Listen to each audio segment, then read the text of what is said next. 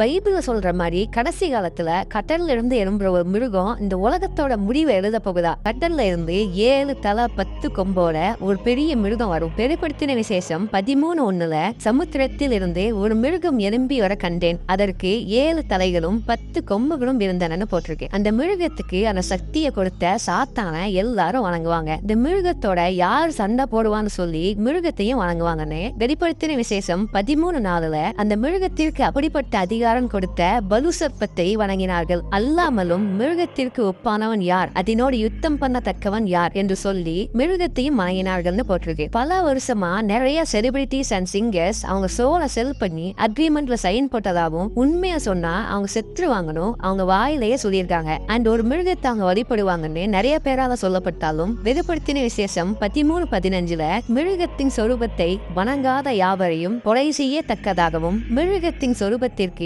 ஆவியை கொடுக்கும்படி அதற்கு சத்துவம் கொடுக்கப்பட்டதுன்னு போட்டிருக்கு. இதை பத்தி நீங்க என்ன நினைக்கீங்கன்னு கமெண்ட்ல சொல்லுங்க. அடுத்த வீடியோ சந்திப்போம்.